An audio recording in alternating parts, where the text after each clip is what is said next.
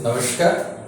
आज हम BSc third के जो सेकेंड पेपर है कॉम्प्लेक्स एनालिसिस, इसका यूनिट फर्स्ट आज हम लोग करने जा रहे हैं। तो पहला चैप्टर इसमें सम्मिश्र संख्या है, कॉम्प्लेक्स नंबर्स। और कॉम्प्लेक्स नंबर में सबसे पहले हम पढ़ेंगे सम्मिश्र संख्याओं का ज्यामितीय निरूपण। तो इसमें सबसे पहले हम लोग पढ़ेंगे सम्मिश्र संख्याओं का ज्यामितीय निरूपण। सम्मिश्र संख्याओं का ज्यामितीय निरूपण। ज्यामितीय निरूपण, ठीक है। देखते हैं सम्मिश्र संख्याओं का ज्यामितीय निरूपण होता क्या है। भाई जैसे आप लोग जानते हैं, वास्तविक संख्याओं को एक सरल रेखा पर एक बिंदु के द्वारा हम लोग प्रदर्शित करते हैं। सभी वास्तविक संख्याओं को एक सरल रेखा पर प्रदर्शित करते हैं ना, जैसे 0 1 और 1 के बीच में जो सब होती है वो इनके दोनों के बीच में आ जाती है। तो आप जानते हैं प्रत्येक वास्तविक संख्या को एक सरल रेखा पर एक बिंदु के द्वारा प्रदर्शित किया जा सकता है।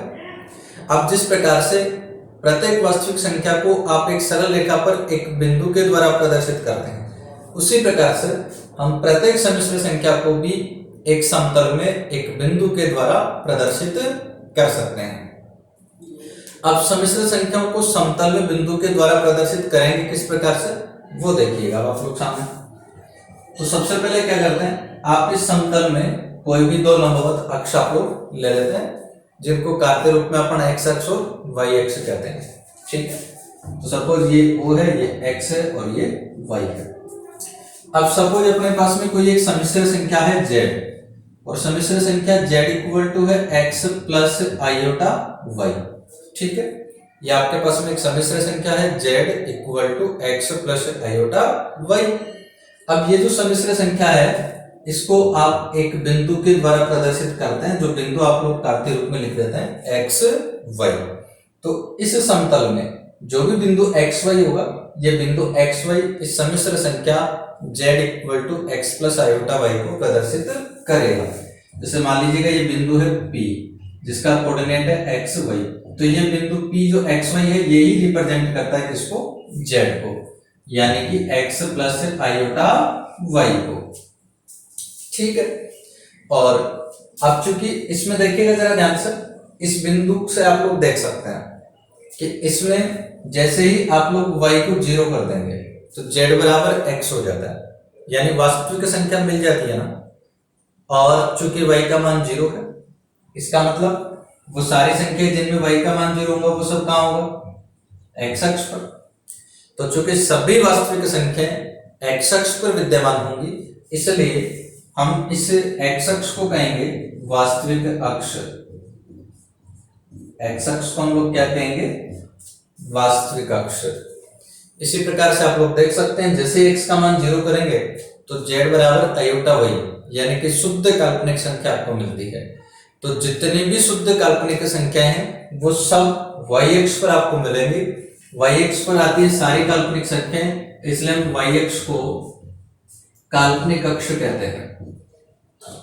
सभी काल्पनिक संख्याएं y अक्ष पर विद्यमान होती हैं, इसलिए y अक्ष को हम लोग क्या कहते हैं, काल्पनिक संख्याएं कहते हैं। और ये जो समतल आपके पास में है, जिसमें आपने सम्मिश्र संख्याओं को प्रदर्शित किया है, इस समतल को आप लोग कहते हैं आर्गेंड समतल। इस समतल को हम लोग क्या कहते हैं भाई, आर्गेंड समतल, ठीक है ना। x अक्ष को आप लोग वास्तविक अक्ष कहते हैं, y अक्ष को आप काल्पनिक अक्ष कहते हैं, और ये जो समतल है, इस समतल को आप लोग आर्गेंड समतल कहते हैं। तो आर्गेंड समतल की भी आपने बात कर ली, ये तो हमने कार्तीय रूप की चर्चा कर ली है। और अब ये जो 0 मूल बिंदु O है, ये 0 को रिप्रेजेंट करता है, क्योंकि 0 को आप ऐसा लिख सकते हैं 0 प्लस आयोटा 0। अब देखो इसकी, ये तो आपने बात करी है इसके कार्तीय रूप की। अब हम एक बार इसके ध्रुवीय रूप की भी चर्चा कर लेते हैं। तो ध्रुवीय रूप की चर्चा करने के लिए हम क्या करते हैं, O को मिला देते हैं P से। O को मिला दिया किससे, P से। अब जो OP की लंबाई है, इसको हमने मान लिया है R। OP की लंबाई अपन ने कितनी मान ली भाई, R। और मैं P से लंब डाल देता हूं यहाँ पर। सपोज ये लंब इस बिंदु M पर मिलता है, तो देखिएगा P का कोऑर्डिनेट जो x y था, इसका मतलब आप जानते हैं कि जो OM है, इसकी लंबाई हो जाएगी x। फिर ये जो PM है, इस PM की लंबाई आपके पास में हो जाएगी y। इसका मतलब ये होता है। अब ध्रुवीय का मतलब तो अपने को कोऑर्डिनेट चाहिए आर और थीटा में। तो ये भी मान लिया कि जो ओपी है इस वास्तविक अक्ष के साथ में ये जो कोण बना रही है ये सपोज आपका थीटा है। तो अब ये समकोण त्रिभुज बन गया ना अपने पास में OMT, और इस समकोण त्रिभुज में आप लोग देख सकते हैं ये समकोण है, इसका मतलब ये कारण हो जाएगा, ये थीटा है तो ये लंब हो जाएगा, और ये आपके पास में आ जाएगा आधार। अब आधार और लंब में रिलेशन आप लोग जानते हैं, सॉरी एक बार तो एक्स चाहिए ना अपने को, तो आधार और कर्ण है, आधार और कर्ण के लिए आप लोग ले लेते हैं cos थीटा। cos थीटा होता है आधार बटा कर्ण, तो आधार तो गया x तो बटा कर्ण आपके पास में है r, क्रॉस मल्टीप्लाई करोगे x equal to r cos theta. इसी प्रकार से आप लोग ये y और r में अगर रिलेशन देखें तो sin थीटा ले लेंगे, sin थीटा हो जाएगा y बटा r, क्रॉस मल्टीप्लाई कर दोगे तो y equal to r sin theta. ठीक है भाई, x equal to r cos theta आ गया, y equal to r sin theta आ गया। तो ये जो बिंदु P है इस बिंदु P का जो कोऑर्डिनेट है इसको अपन ऐसा लिख सकते हैं r cos theta r sin theta. तो ये आ गया बिंदु P का ध्रुवीय निर्देशांक, ये अपने पास में क्या आ गया बिंदु P का ध्रुवीय निर्देशांक। तो बिंदु P का ध्रुवीय निर्देशांक मिल गया। अब सम्मिश्र संख्या z को ध्रुवीय रूप में लिखें तो कैसे लिखेंगे भाई, z बराबर ऐसी थी x प्लस आयोटा y। अब इसमें x और y का वैल्यू पुट कर दो, x का मान r cos theta plus iota y का मान r sin थीटा, दोनों में से r ले लिया कॉमन, तो ये आपके पास आ गया cos theta plus iota sin theta. ठीक है, ये z को आपने लिख दिया ध्रुवीय रूप में, z को किस में लिख दिया ध्रुवीय रूप में, और ये सम्मिश्र संख्या z आ गई ध्रुवीय रूप में। यहाँ ये जो r है इसको आप लोग कहते हो सम्मिश्र संख्या का मापांक, r को तो हम लोग क्या कहते हैं सम्मिश्र संख्या का मापांक, और ये जो थीटा है आप इस थीटा को कहते हैं सम्मिश्र संख्या का कोणांक, थीटा को हम लोग क्या कहते हैं सम्मिश्र संख्या का कोणांक। तो r को तो मापांक कहते हैं जिसको हम मोड z के द्वारा रिप्रेजेंट करते हैं अक्सर, तो mod z equal to r, और यहाँ से देख सकते हैं आप r OP की लंबाई था ना, तो OP की लंबाई देख सकते हैं दो बिंदुओं के बीच की दूरी के सूत्र से किसके बराबर होगा root x square plus y square के। तो आपको ये भी याद रखना z बराबर x प्लस आयोटा y, तो उसका जो मापांक है वो क्या होता है root x square plus y square. ठीक है, तो ये तो बात हो गई मापांक की। अब बात कर लेते हैं कोणांक की, तो थीटा को आप लोग यहाँ पर क्या कहते हैं कोणांक कहते हैं, और इसको रिप्रेजेंट करते हैं आर्ग्यूमेंट ऑफ z के द्वारा। किसके द्वारा रिप्रेजेंट करते हैं इसको आर्ग्यूमेंट ऑफ z के द्वारा आप इसको रिप्रेजेंट करते हैं। तो ठीक है, ये आपने इसकी बात कर ली।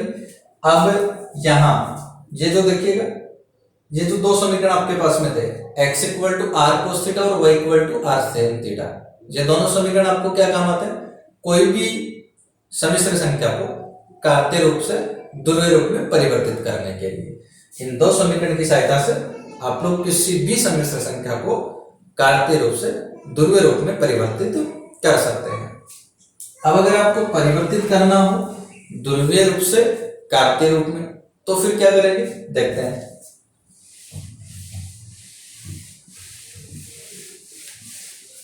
अगर ध्रुवीय से कार्तीय में परिवर्तित करना है तो देखो उसके लिए एक बार इनका दोनों को वर्ग करके हम जोड़ देते हैं।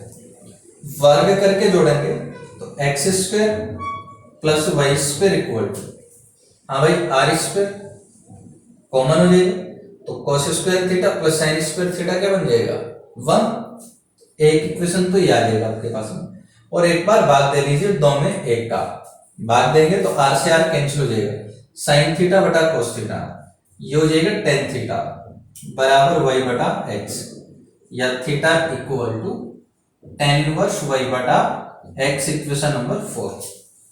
तो इन दो समीकरण की सहायता से एक और दो से तो आप किसी भी सम्मिश्र संख्या को कार्तीय रूप से ध्रुवीय रूप में परिवर्तित कर सकते हैं, और 3 और 4 की सहायता से आप किसी भी सम्मिश्र संख्या को ध्रुवीय रूप से कार्तीय रूप में परिवर्तित कर सकते हैं। ठीक है, और इसके बाद में चूंकि आइलर प्रमेय आप लोग जानते हैं कि जो आइलर प्रमेय होती है वो इस प्रकार से होती है e की power iota theta equal to cos theta plus iota sin theta. ठीक है, तो cos theta plus iota sin theta, इसको आप ऐसे लिख देते हैं e की पावर आयोटा थीटा। इसलिए z इक्वल टू, भाई z तो ऐसे था ना r into cos theta plus iota sin theta, तो r और इंटू जो cos theta plus iota sin theta है इसको आपने लिख दिया e की पावर आयोटा थीटा। तो ये जो z equal to r e की पावर आयोटा थीटा है, इसको आप लोग कहते हैं सम्मिश्र संख्या का चरघातांकी रूप। इसको आप क्या कहते हैं? सम्मिश्र संख्या का चरघातांकी रूप, एक्सपोनेंशियल फॉर्म। इसको आप कहते हैं एक्सपोनेंशियल फॉर्म, चरघातांकी रूप। तो ये आपको मिल गया सम्मिश्र संख्या का चरघातांकी रूप। ठीक है, z equal to r e की पावर आयोटा थीटा। तो ये हमने चर्चा कर ली सम्मिश्र संख्याओं के ज्यामितीय निरूपण की। अब एक एग्जाम्पल हम लोग करते देखिए। तो एग्जाम्पल है, सिद्ध कीजिए कि आर्गेन चित्र में बिंदुओं z1 z2 z3 शेष वाले त्रिभुज का क्षेत्रफल summation z2 minus z3 into mod z1 square upon 4 iota z1 है। और फिर प्रदर्शित कीजिए कि त्रिभुज संभव होगा यदि z1 square plus z2 square plus z3 square equal to z1 z2 plus z2 z3 plus z3 z1। ठीक है भाई, देखते हैं। देखिएगा, सबसे पहला तुम्हें सिद्ध करना है कि त्रिभुज का जो क्षेत्रफल है वो ये होगा। एक त्रिभुज हम ले लेते हैं सबसे पहले आर्गेन चित्र में। तो आर्गेन चित्र में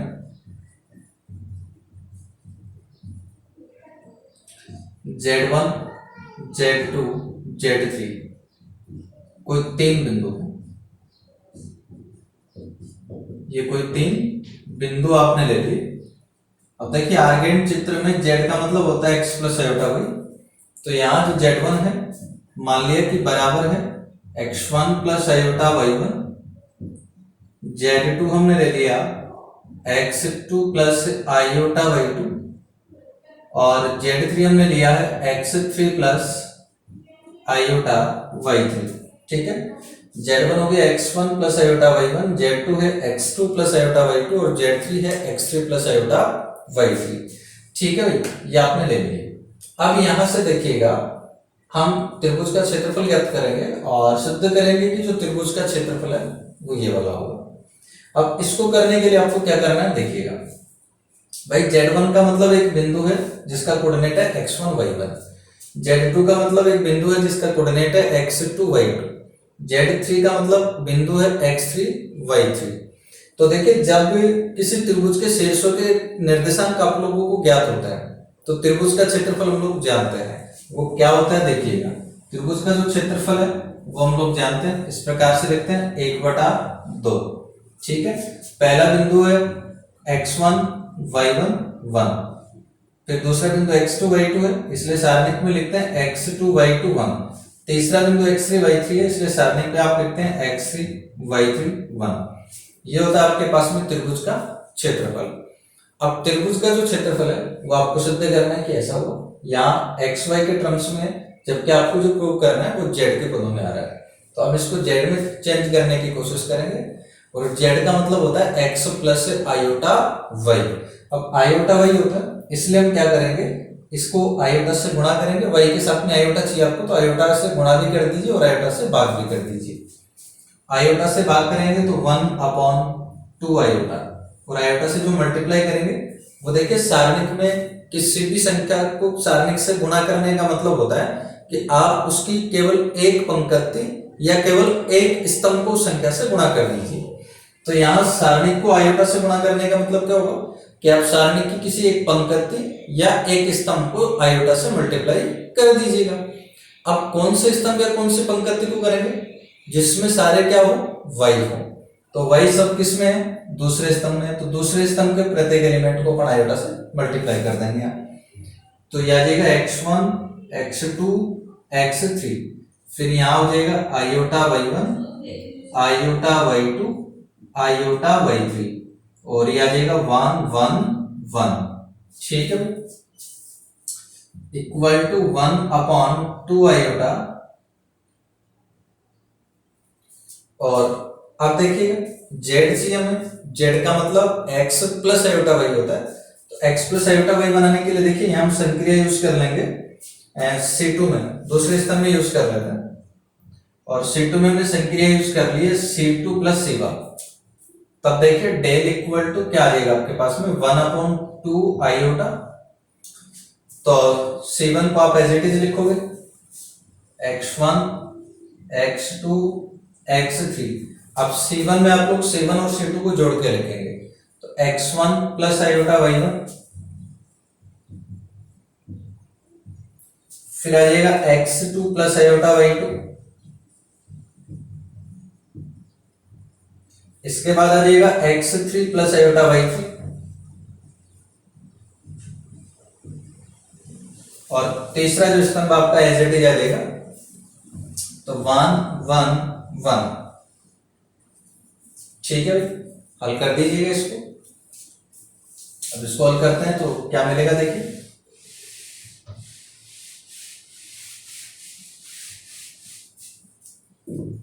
डेल इक्वल टू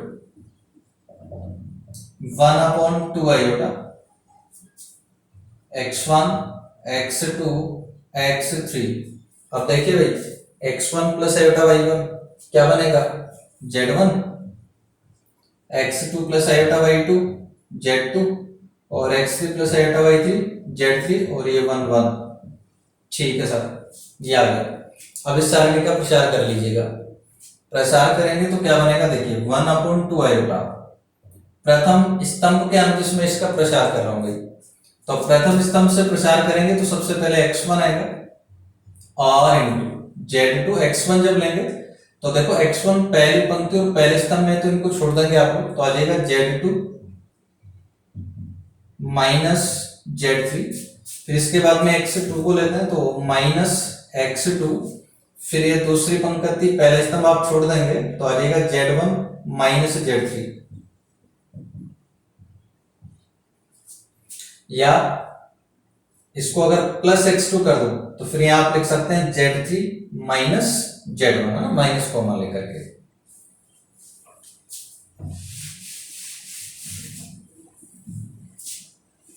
फिर आ जाएगा प्लस x3, तो x3 जब ले लिया तो ये तीसरी पंक्ति पहले स्तंभ छोड़ दीजिएगा तो आ जाएगा z1 माइनस z2। ठीक है, तो 1/2 आयोटा।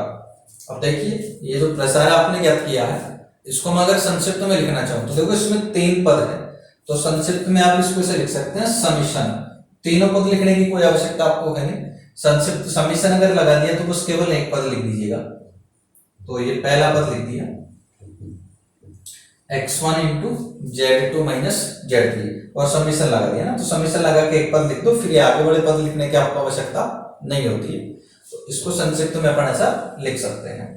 अब देखो जो अपने को प्रूव करना है उसमें x भी नहीं आ रहा, तो सबसे पहले इस x1 का विलोपन हम लोग करेंगे। x1 का विलोपन कैसे करेंगे देखिए भाई, चूंकि आपको पता है z1 बराबर है x1 प्लस आयोटा y1, तो इसका जो संयुग्मी होता है z1 बार, ये आपके पास होता है x1 माइनस आयोटा y1। दोनों को जोड़ लीजिएगा, दोनों को हम जैसे ही जोड़ते हैं तो मिलता है z1 plus z1 bar equal to x1 plus x1 हो जाता है 2x1, और ये आयोटा y1 पॉजिटिव और ये नेगेटिव दोनों कैंसिल हो जाता है, तो x1 आपको क्या मिल गया भाई, उसका वैल्यू पुट यहां कर दीजिएगा। तो x1 का जो मान है आ जाएगा 1/2, तो 1/2 को तो 1/2 आयोटा से हम जैसे ही मल्टीप्लाई करेंगे तो ये आ जाएगा 1/4 iota summation z1 plus z1 बार और इंटू z2 माइनस z3। ठीक है, इक्वल टू 1/4 आयोटा समीशन। अब देखो हम क्या करें, इनको दोनों को मल्टीप्लाई करें, एक बार z1 से हो जाएगा और एक बार z1 बार से हो जाएगा। तो एक बार तो z1 से कर दिया तो ये लीजिएगा z1 into z2 minus z3, और एक बार z1 बार से करके लिख देंगे तो 1/4 आयोटा समीशन z1 बार और इंटू z2 माइनस z3। ठीक है, दोनों को मल्टीप्लाई हमने कर दिया।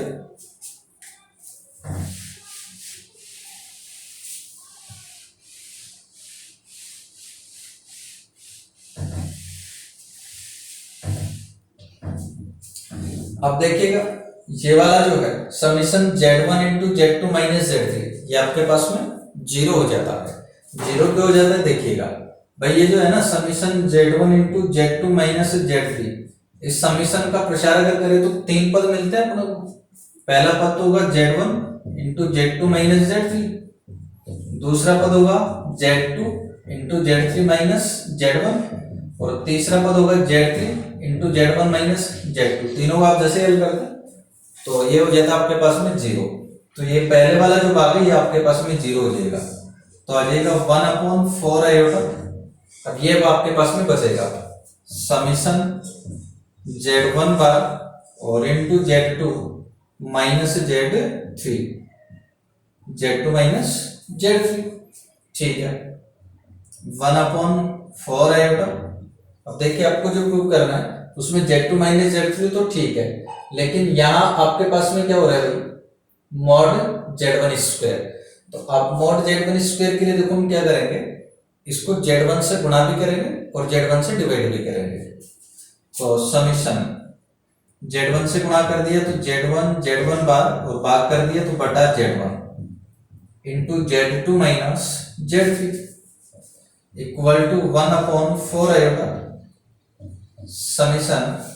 अब देखिएगा समिश्र संख्याओं में प्रॉपर्टी आप लोग जानते हैं कि Z इंटू Z1 ये बराबर हुआ करता है मॉड Z स्क्वायर के, इसलिए Z1 इंटू Z1 बार इसको आप लोग लिख सकते हैं mod Z1 square upon Z1 और into Z2 minus Z3 equal to, अब इसको आप ऐसा भी लिख सकते हैं summation Z2 minus Z2 minus Z3 और इंटू मॉड Z1 स्क्वायर और बटा 4 आयोटा Z1। तो ये आपके पास में आ गया इस त्रिभुज एबीसी का क्षेत्रफल जो आपको सिद्ध करना था। अब अपने को सिद्ध करना है कि त्रिभुज संभव होगा यदि Z1 square plus Z2 square plus Z3 square बराबर हो Z1 Z2 plus Z2 Z3 plus Z3 Z1 के।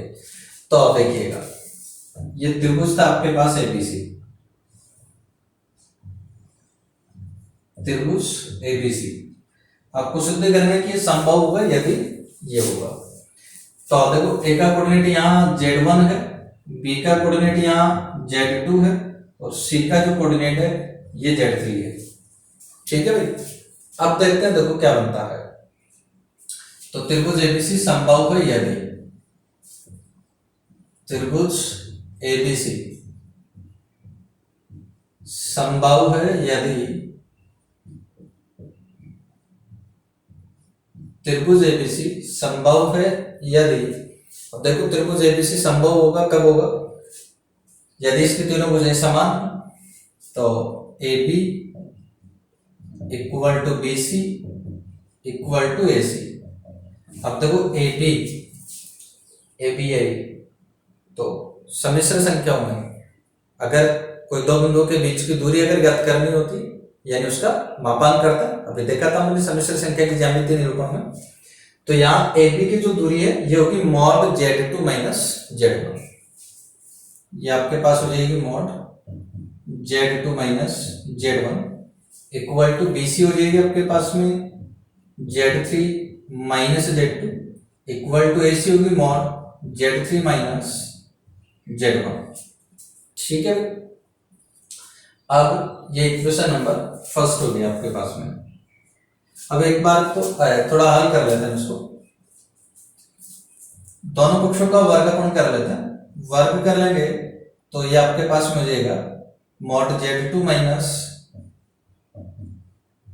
Z1 Z2 minus Z1 square equal to mod Z3 minus Z2 square equal to mod Z3 minus Z1 square, ठीक है। और फिर समिश्र संख्याओं में property हम लोग जानते हैं कि मॉड Z स्क्वायर बराबर हुआ करता है Z इंटू Z बार के, इसलिए इसको आप लिखेंगे देखो Z का मतलब तो ये समिश्र संख्या आ जाएगी as it is Z2 minus Z1 और इसका संयुग्म भी करोगे तो Z2 bar minus Z1 bar, equal to Z3 minus Z2 square, बिल्कुल इसी प्रकार से प्रॉपर्टी जब लगाओगे तो Z3 माइनस Z2 और इंटू संयुग्म में करोगे तो Z3 bar minus Z2 bar equal to, यहां भी प्रॉपर्टी लगाइए तो Z3 माइनस Z1 और into Z3 bar minus Z1 बार। ठीक है, अब इसको मैंने कर दिया है यहाँ इक्वेशन नंबर फर्स्ट। एक बार तो हम प्रथम दो को लेकर के हल कर लेंगे यहां से, तो प्रथम दो को ले लीजिएगा, प्रथम दो से। अब प्रथम दो को लेके हल करते हैं, देखते हैं क्या बनता है।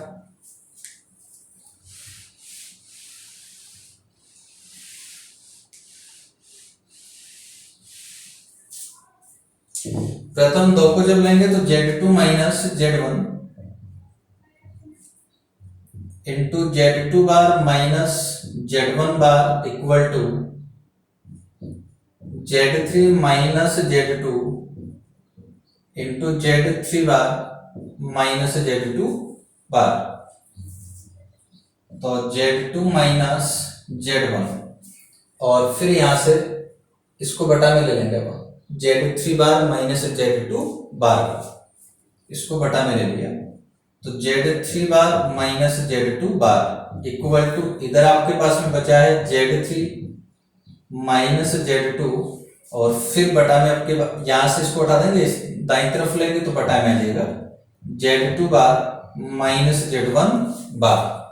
अब यहां योगानुपात और लगा देंगे हम लोग, योगानुपात लगाएंगे तो देखिए क्या बनेगा। योगानुपात में आप लोगों को करना क्या है, अंश में तो दोनों के अंश को जोड़ देंगे, तो दोनों को जोड़ देना है तो Z2 माइनस Z1 और प्लस Z3 माइनस Z2, इसी प्रकार से बटा में दोनों के हर जोड़ दीजिएगा। तो दोनों के हर जब जोड़ेंगे तो देखते हैं क्या बनेगा, Z3 बार माइनस Z2 बार plus Z2 bar minus Z1 बार। ठीक है, इसको हल कर दीजिएगा तो एक तो अपन ये ले लेते हैं यहां से Z2 माइनस Z1 बटा Z3 bar minus Z2 bar equal to, देखो इसको ले लेते हैं अपन यहां से, ये भी तो इसके बराबर ही है, तो प्रथम और अंतिम को यहां से ले लेंगे अपन, तो देखिएगा Z2 हो जाएगा कैंसिल, बचेगा Z3 माइनस Z1, तो Z3 माइनस Z1 बटा, और यहां भी आप देख सकते हैं Z2 बार हो जाएगा कैंसिल, तो बचेगा Z3 बार माइनस Z1 बार। इसको हम कर देंगे इक्वेशन नंबर सेकंड। ठीक है, और एक बार फिर से हम समीकरण एक में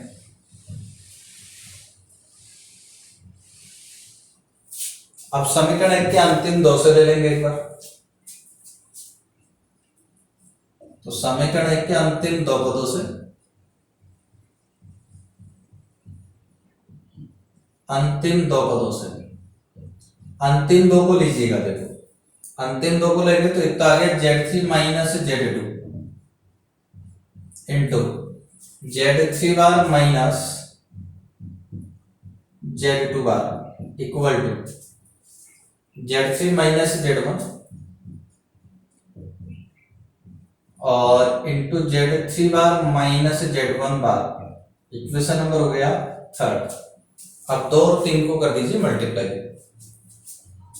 तो 2 और 3 को गुणा करने पर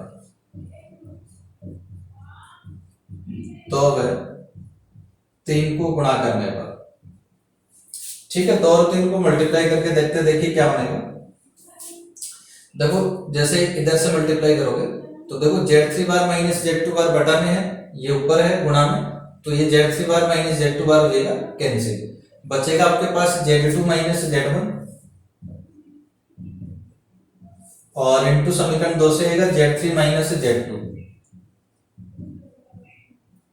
इक्वल टू, अब दाएं पक्ष को देखना भाई, बटा में आ जाएगा Z3 बार माइनस Z1 बार और ये है Z3 बार माइनस Z1 बार, तो ये दोनों जाएंगे कैंसिल, बचेगा आपके पास Z3 माइनस Z1 और यहां से भी Z3 माइनस Z1, तो जाएगा Z3 माइनस Z1 का होल स्क्वायर बस अब केवल इसको सरल करने की आवश्यकता है आपको।